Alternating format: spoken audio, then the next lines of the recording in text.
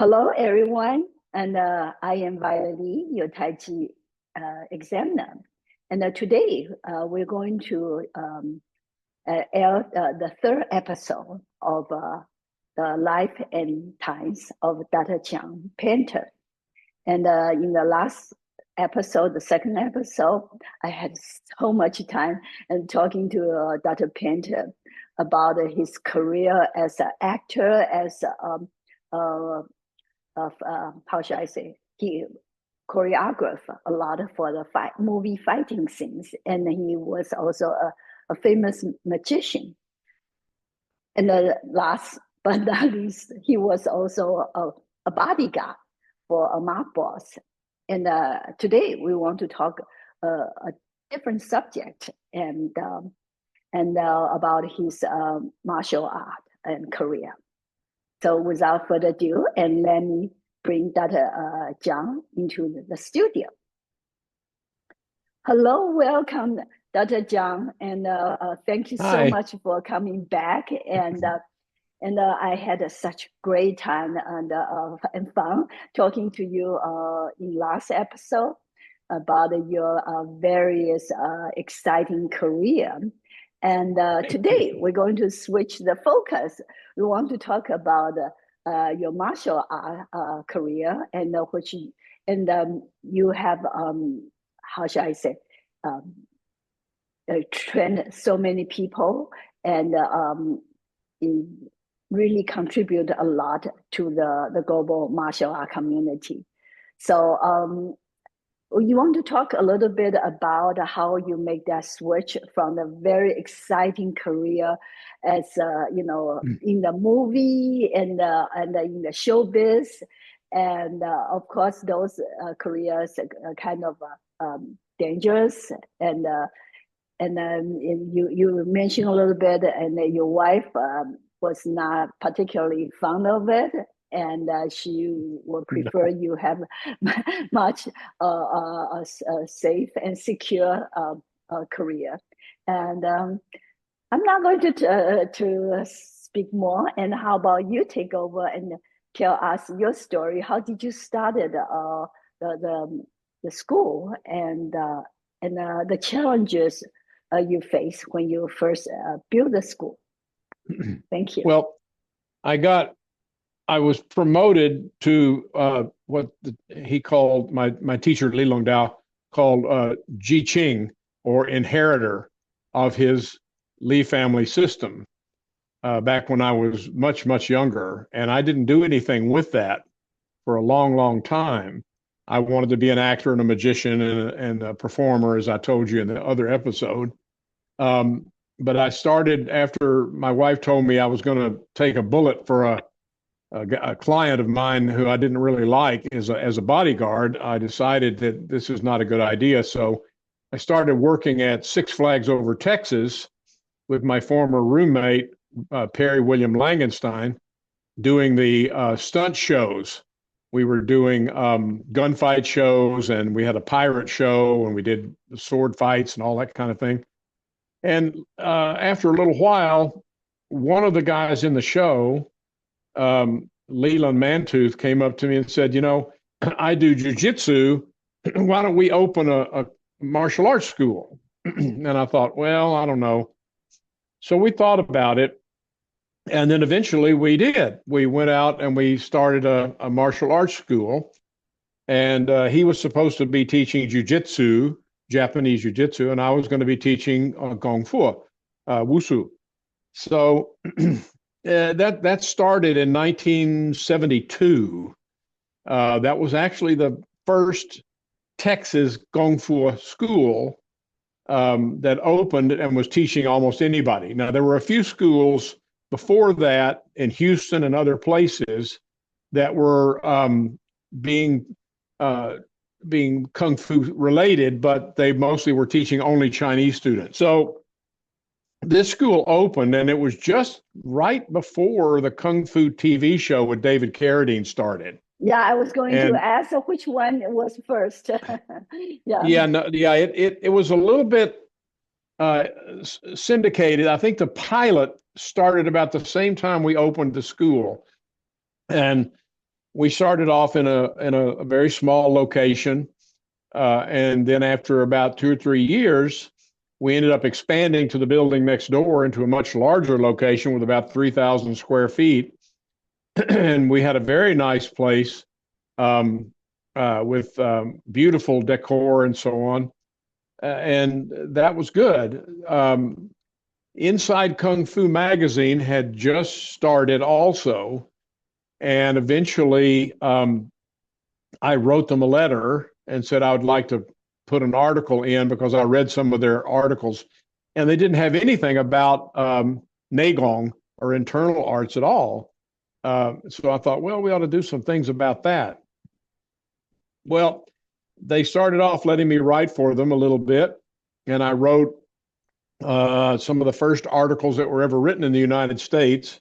There had been two before that, numbers of years in Black Belt magazine, on Baguazhang, and later I wrote articles on Xingyi Tren and Taiji Tren and so on.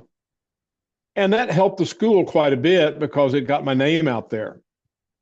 Then eventually, and it they also liked helped the art. It also helped.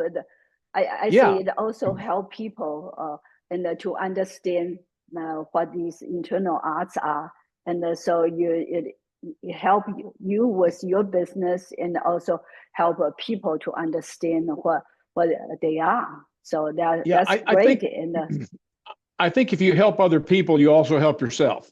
So, Right. there weren't any other internal arts school in my area, but I read through the magazines and stuff that, there were other places that were doing these things. So a lot of times I wrote articles about them as well. I started going to some tournaments. Excuse me, not to compete, but basically to help out. And I wrote long articles about the tournaments. Then Inside Kung Fu magazine in the beginning, they refused to print anything about Qigong or anything about meditation and stuff. It was always just about the fighting parts of it. In fact, I have a funny story about that. When I would go out, they asked me to be on their cover of the magazine, and I went out and I'm cranking this guy upside down, and I'm smiling like this, and the director says, "No, you have to look mean." I said, "I don't want to look mean. I'm enjoying cranking this guy's head. I'm knocking him down." And the guy says, "No, it won't sell magazines. You have to look mean."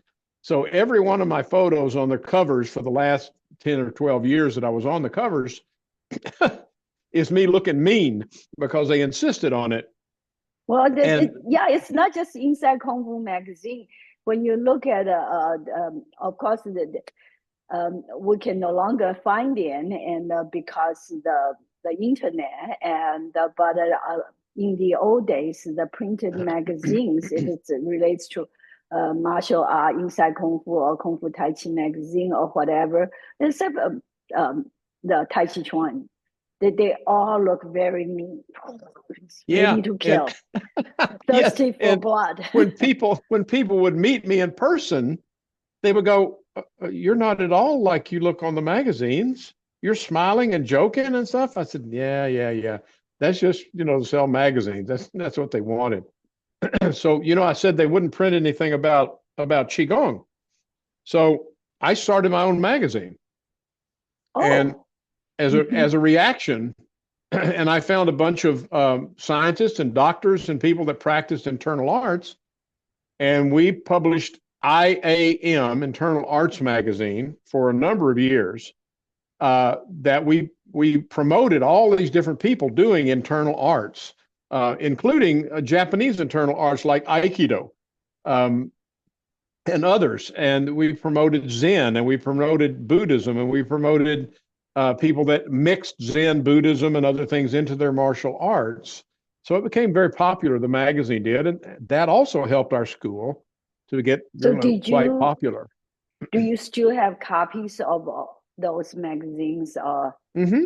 Yes, and we also recently republished a lot of them, and also published new ones online, which we promoted and gave out for free. Now we have them That's all very on nice. them all on my website, and the internal arts website that I have.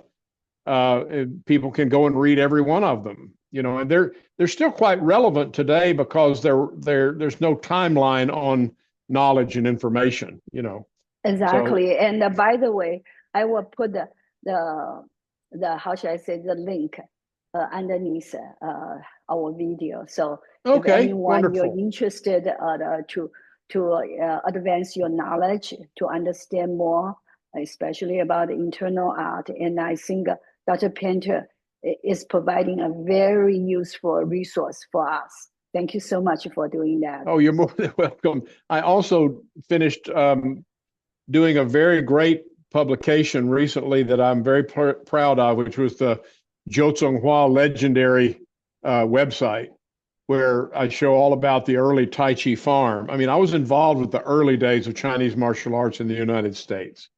And Yes, and that's he was a great guy. wonderful. Yeah. He was a great guy, and you did a great work, and put all these things together, and led us to know more about Dr. Zhou Donghua. Thank you so much for I, doing that. I did that because I wanted people to see the early practitioners, because it wasn't just Master Zhou Donghua, it was also all these different people who founded the beginnings of the internal arts in the United States. And so they're all featured on this website, which I think is something that I wanted to do as an honor, to the Chinese internal arts. That was good. So our school, you're welcome. Our school went very, very well for quite a number of years. And we moved to 2 or 3 different locations, but we always were doing the same things. We taught Taiji Chuan, Baguazhang, Xing Yi Chuan, and all the weapons methods. We had classes in meditation, both Taoist meditation and also Zen. And we had classes. I actually had classes in Chinese. I had a Chinese professor who came in and taught classes in Chinese and taught Chinese calligraphy and so on. We had classes in massage therapy and acupressure. It was like a whole college. It was really great. I enjoyed it. Yeah. Yeah. So I'm just curious, and so student wise, did you get as many students for the more aggressive martial art for Tai Chi classes, or the other way around? We got a lot of people that came in for the martial art, but remember, this was in the days when In Kung Fu was on television. So many of these people already had a preconceived idea that they were going to get meditation and philosophy and all of that sort of thing. So when we started classes, every class we had, whether it was Taiji Chuan, Baguazhang, Xing Yi Chuan, or whatever that class was, we started off with quiet sitting. Oh, wow. We then did Dao Yin, where we did stretching, guiding, and moving. And then when we did that, we started that class of whatever style it was we were teaching. Now, I was pretty strict in those days. I did not allow students to take Tai Chi, Bagua, or Xing Yi. They had to pick one of the 3. And if they didn't like that one, they could change to the other one, but they couldn't do them all 3 at the same time, because I felt that was confusing and it didn't get the point across. Mm-hmm. So when we did the class, they would do the class. We would have, in the beginning, as I said, the warm-ups and so on, the Dao Yin. And then after that, we would start on reviewing the lesson from last time. And then we would start with the new lesson. And then at the end, everybody would sit back down and I would do a reading from the Tao Te Ching to talk about the philosophical part. So it was a complete kind of curriculum. And after that class, if you wanted to go take one of the classes in massage or meditation or something, you could do that as well. We also had a library with about 3,000 books in it. And you could go in the library, and I assigned book reports to people to do out of the library. So it was a little different from your average Kung Fu school. Very, very, very different. And And then in a way, it reminds me how uh, Dr. Chen Manqing, of some people call him Professor Chen Manqing, Mm-hmm. when he first came to the U.S., New York to be exact, and his school and offer not just the martial art or Tai Chi Chuan at that time. It's Tai Chi Chuan in the push hands, and then Mm-hmm. but he also offer like Chinese calligraphy and Mm-hmm. maybe philosophical lessons as well. I think you guys all think alike, and but it's amazing. I found about you is you actually pioneer a lot of things. You were the first and doing a lot of these stuff. Well, I didn't. Really, I never got to meet. I never got to meet Chin Man Ching. I wish I had. I knew mm, some of his students quite well, Bill Phillips and a lot of others. But yes, I did know William C.C. Chin uh-huh. quite well, and I knew T.T. Liang quite well, Hmm. and B.P. Chan quite well. I got to spend a lot of time with these guys. They were all, more of what I would call your traditional old school martial artists, which to me today, it's very sad that that's kind of disappearing. The Hmm. whole thing of Wuda or martial virtue and the correct protocol and all of that. I I still like that. I believe in it, and I think it's important because the philosophy of being a better person. If you just teach somebody how to punch and kick and fight, they don't have a guideline of how to use that. And so sometimes, you might be teaching somebody that's violent. In my school, if somebody got in a fight or got arrested, uh, I would interview them and find out what kind of person they were. And if they were a pugnacious fighter or somebody who just wanted to hurt people, I dropped them out of the school right away. I wouldn't teach them. So I was Well, very careful about that.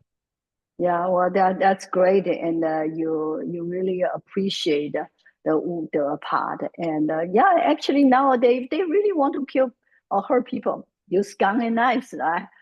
Yeah. They are legal. So, Well, but see, and yeah, go ahead. the Sorry. the weapons classes that we taught, Li Dao was a real man that fought real battles, just like I ended up doing in Mexico when we talked about that earlier. Uh, when we taught weapons, we didn't teach wushu form demonstrations. We taught actually how to fight with a sword. We taught how to fight with a knife. We taught how to fight with a staff. We taught how to fight with a spear, how to use them as if you were a real warrior, a real soldier. So we did a lot of sparring and stuff.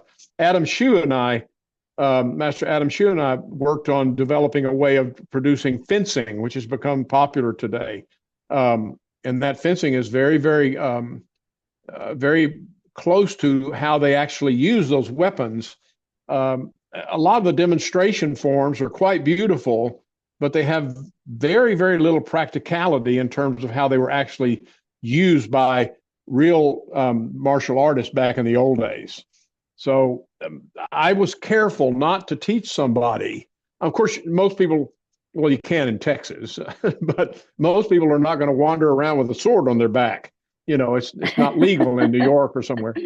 But Yeah. we taught what we call the dragon claw knives, which are these long knives that fit down your elbow, and how Uh-huh. to fight with those. Somebody could hide those and use them and do a lot of damage to someone. Hmm. So I really didn't want to teach anybody that I thought would be using them inappropriately. And I was very careful who I taught that kind of stuff to. That's why I That's never put out a wonderful. video. I never put out a video on knife fighting or anything like that because I didn't know who was going to look at it. But you the also kind of like a pioneer. You make instructional videos long time ago, right? Mm-hmm. So what are the videos you were making in those days? Well, that was from Unique Publications with Curtis Wong, and they wanted to put my Baguazhang on film, and so we went out to Hollywood and filmed out there, and we also filmed here in Texas. pretty realistic stuff. It's not forms. It's all based on principles of Baguazhang. So almost all the demonstrations in the methods that we used were basically with people that we brought in out in Hollywood who were let's see, there was a savate, French foot fighting guy, there was a boxer, there was a wrestler, there was a Swijiao guy, and they were all attacking me on screen. And these were almost all not rehearsed. I mean, we just basically didn't rehearse. I would just say, okay, what do you do? He said, I'm going to kick. Okay, well, kick me in the head, see what happens. And then boom, I'd throw the guy down, and then we filmed that. And then I'd back up and say, okay, here's how we did this. I stepped here, I stepped here, I did this with my hand. I could recreate it backwards, but so that's how those got started. And we did 6 of those. Very for them interesting. Very, very interesting. Mm-hmm. They're still available on DVD today. So, yeah. Oh, okay. They've so been people can around for years. They can buy those DVDs, right? Yeah, on my website, on my store, the Gampa store. Yeah. Mm-hmm. So, what's the most memorable stories during the time and when you are having your school and teaching students and we had all kinds of different students from every walk of life. I had some fun stories. In those go ahead. In those days, the kung fu movies were just starting to come out.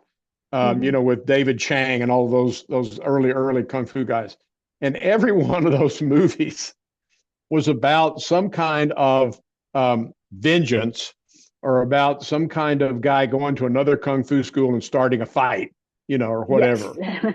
Yeah. Ti Guan. So there was always that happening. And so every now and then the door would open at our school and some guy would come in a karate gi or just street clothes, but mostly karate gis, and want to challenge us to fight. Oh, wow. Mm-hmm. It was really something. And I would say, no, just come in and watch class, be friends, let's talk and let's, no, here, let me serve you some tea. No, we want to fight. We want to do it. So I had this one guy come in one night and we had a class of about 30 people and he was big. I mean, he was about 6'4", and probably about 230, 40 pounds. He was wearing a karate gi. And he came in, he said, I want to challenge you. And he goes into a karate stance, And I said, okay, all right. Class, everybody out. I don't want anybody to get hurt. So I let all the class go out the front door. Well, the room we trained in, we had 3 different rooms we trained in. This one room was the main room. It was completely blacked out. So the lights, when you turned them down, I could vary the lighting in the room because I wanted students sometimes to practice almost in semi-darkness, like would happen in an alley or being outside or something. So everybody went out. I went over and locked the doors, and the guy got in the middle of the room. He got in his stance, and I said, now look, I don't want to hurt you, and I hope you don't hurt me, but, I don't like to fight or anything, but if that's really what you want, okay. Mm-hmm. So he said, yeah. So he goes into his stance. I walked over to the wall and flicked off the light. The whole room now was as black and as dark as if you were in Carlsbad Caverns. He said, What are you doing? Turn on that light. What's the matter with you? And I said, nothing. You're in my world now. See, I've been in that school for 10 years. I knew where everything was. I didn't have to have a light on. So I hear him. That sounds unfair, John. Yeah, he's throwing punches. Whop, whop, whop, whop, whop. So there was a little ball that we used to train with on the floor right next to the light switch. I kind of grabbed it and threw it across the floor, and it hit the wall on the other side. And I could hear him spin around. And he went running towards it, and he ran right into the wall. And then he started cursing. And then he started punching. And he was hitting the wall with his fists. And I heard him backing up a little. And now there was no way you couldn't tell where he was because he had exhausted himself. He's going, So I just walked quietly up behind him and did push from Tai Chi. Down he went on the floor. And I went back to the switch, turned on the light. He's on the floor looking up at me. And he said, "You beat me." I said, "No, you beat yourself. Don't ever play another man's game. Don't ever go into another man's territory and try to get one up on him, because he's always got something one up on you." And the guy ended up becoming a great student after a time. Oh, wow. Yeah, well, he certainly learned a very, very important lesson in life, right? This is not just the martial art things, it's so much. And that's a great story. So and I avoided getting a broken nose or a black eye too, because I didn't have to fight the guy. He probably could not. If you guys really, face off each other, he probably could not beat you anyway. So, in your school that time, what's the ratio of men versus women students? This is an interesting thing. I'm glad you brought that up. In the early days, it was mostly college-age students that were coming in for class, and there was probably about 80% men and the rest women. But over time, the word got around, that we were teaching things that you didn't have to have a great deal of muscle or strength to use to defend yourself. And there was not a lot of interest in these early days, Violet, when we had the school in 1973, 72, 73, and so on. There wasn't much information on Tai Chi Chuan out there, and people didn't know that it was also could be used as a health exercise. So most people thought it was part of David Carradine's Kung Fu stuff, And so we started getting more women in. But here's something interesting that you might not know. In those days, women were, especially in Texas, were very different than they are today. The first time I had a girl, a woman, punch a bag in the class, she sat down and started crying. Because of what? It hurts? Because it was, no, but it didn't hurt. It was just because it was violent to her. And they had a completely different mindset. And I had a very interesting time trying to figure out what to do about that, because many of the girls and women, they were really scared. I mean, they would work out with another girl, but they wouldn't work out with a guy. And every time they did, they get embarrassed, or they get afraid, or they back off, or they start crying. So I started having to think about it. And I had a friend of mine who was a psychologist. And I asked him, I said, "What's going on with this business?" He said, "Well, women just basically in this part of the world, they're kind of shrinking violets. They're not, no offense on your name, to shrinking violets." It's okay. You're not the first person call me by that name. Actually, so basically, like today, I mean, they want to punch you out, but back then, no. So I started thinking of things. So I started doing things in class where I would say, "Okay, look, ladies, I trained one of the women to be an instructor, and that was very helpful. I said, you need to think of yourself this way.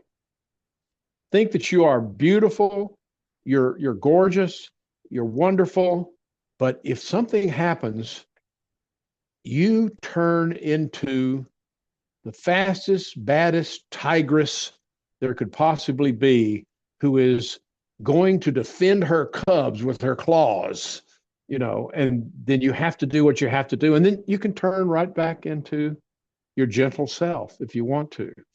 And by constantly going over that idea with them, it seemed to kind of work. And I got some pretty serious psychology women. Yes. Works. Yes. Yes. Yeah. Because otherwise, I just had all these little women running around going, "Oh, I don't want to hit that. I don't want to hit that," And I said, what are you doing here? Well, I want to learn to defend myself, but I don't want to hurt anybody. Okay, okay.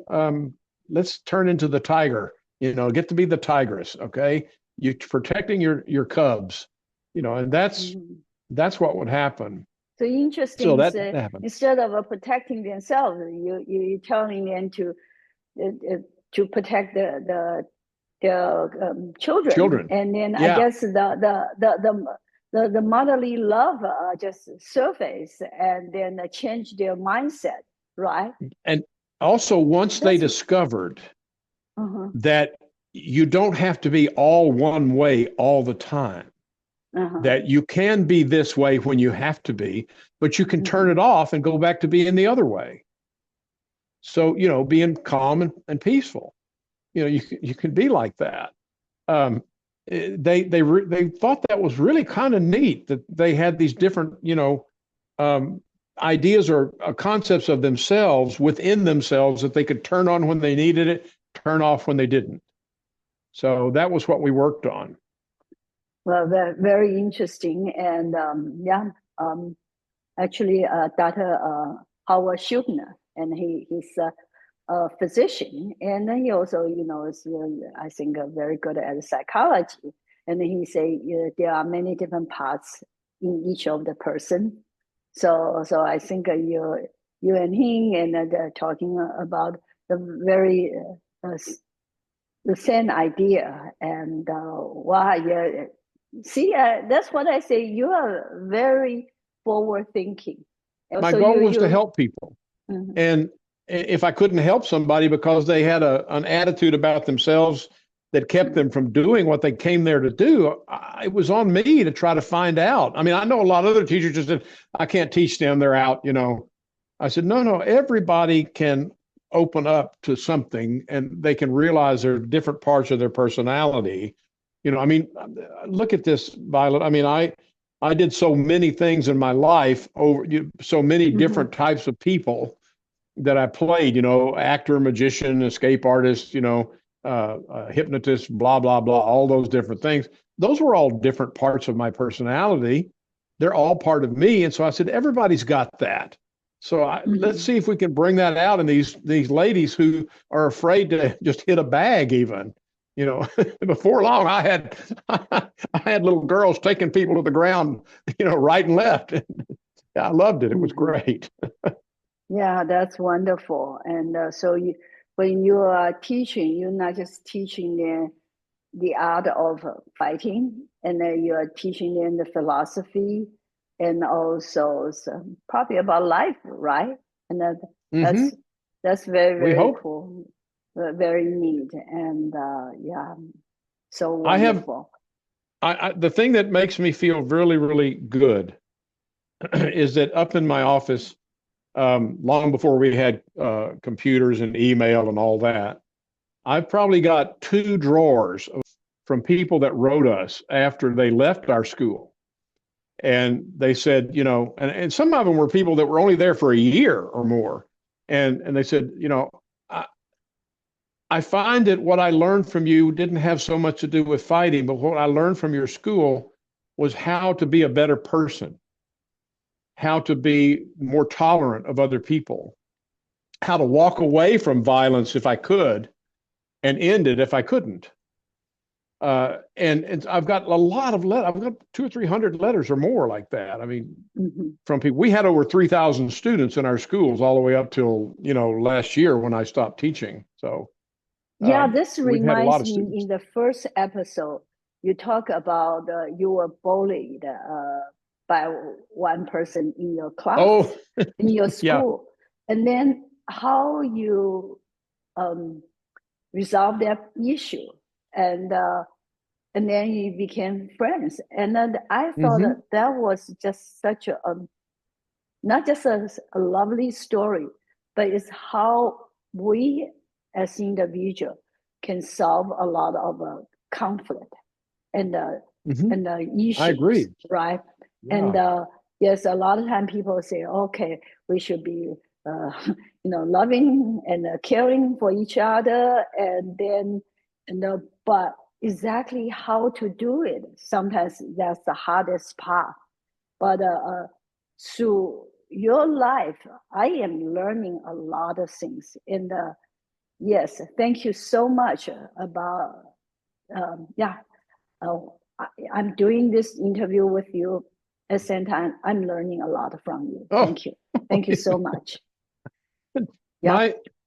My thoughts about that involve the idea that from a very early age, um, I suffered a lot as a small boy, and from a very early age, I thought a lot about compassion and a lot of other things. And I started asking myself when I started studying Zen and Buddhism and so on, and worked with Lama Rinpoche.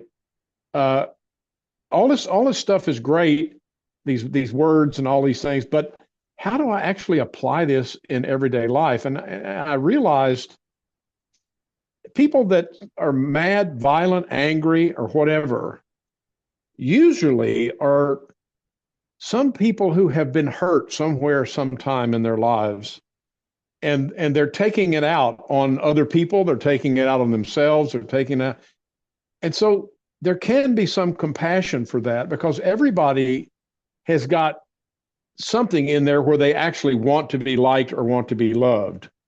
A cat, for example, a kitty cat. If you pet them and love them, I got lots of cats. Pet them and love them, they're fine. If you ignore them, you'll be sitting there watching TV and the kitty will get up on the table and he'll walk over and he'll start pushing something off. He'll push off a glass. Yes. He'll push. So he's saying to you, "You're not paying attention to me, and I'm frustrated." So people that didn't get people that didn't get paid attention to in their lives or got not loved enough or not cared about enough, end up sometimes taking it out on everything, on the world, and I understand that. And so I try to see that in everybody. Now, there's some people that it's just impossible, that you can't do that with. Like in the movie, again, I mentioned the movie Roadhouse. There's a line in there that the Dalton, the bodyguard, says, the guy says, "Well, when do we start a fight?" He says, "Be nice. Be nice. Just be nice until it's time not to be nice." And that's kind of a philosophy that I've lived by. I try to be nice to everybody. I try to be kind to everybody. If somebody doesn't like me, I do my best to make friends with them. If that doesn't work, I just dust off my shoes and walk away because I can't fix everybody. I can only do what I can do, but that's been the purpose of, I think, in my life, trying to help other people see that there's always choices. There's always choices. I didn't have a choice. Yes, you do. There's always a choice. I had a student in school, in our kung fu school, who was always angry and screaming at his wife, getting angry and mad. And one day I said to him, "Jim, you have a choice not to act this way. You have a choice for your wife to be happy, but you just want everything your way." He said, "This is just the way I am." I said, "Jim, no, that's not the way you are. Maybe you learned to be that way, but you made a choice to be that way. And you could just as easily make a choice not to be that way. So come to my philosophy class, come to my Tao Te Ching class, come to my I Ching class. Listen to these old ancient philosophies and try to put them into modern times." And he kind of, okay, whatever.